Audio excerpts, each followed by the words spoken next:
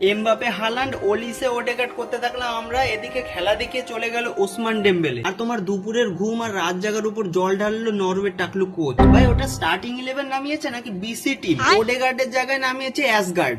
এই যে ভিউয়ারশিপটা কমে গেল, এখানে ফিফা কোনো ফাইন কাটবে না, কিন্তু ভিনি কোনো ইন্টারভিউ দিতে চায়নি বলে ব্রাজিলের থেকে নাকি ফাইন কাটা হবে। মানছি গ্রুপ টপ করার কোনো ইচ্ছা নাই, তাই বলে পেনাল্টিটা মিস করবে, এই যে পেনাল্টিটা মিস করবে। আর এমবাপে রিয়াল মাদ্রিদে খেলার সময় ভিনিসিয়াসের জন্য ওর পা দিয়ে অ্যাসিস্ট বেরোয় না, এদিকে কালকের ম্যাচে দেমবেলের জন্য 3খানা গোলের 2টা অ্যাসিস্ট।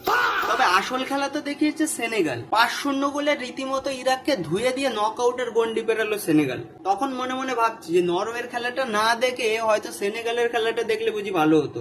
ভালভার্দের জন্য সত্যিই খারাপ লাগছে, পরপর 2বার নকআউটের টিকিট পেল না উরুগুয়ে। আবার এটা ভেবে আনন্দ হয় যে ফাররান তোরেস বার্সেলোনাতে খেলে, ইজি গোলটা যে ওইভাবে ছক্কা মারবে এটা তো কেউ ধরতে পারে নাই। তবে আসল আনন্দে তো আছে আর্জেন্টিনা, কোয়ার্টার অবধি মোটামুটি চোখ বন্ধ করে থাকলেও চলবে, এরপরেও আর্জেন্টিনার ফ্যানরা বলবে ওরা নাকি ছাড় পায় নাই।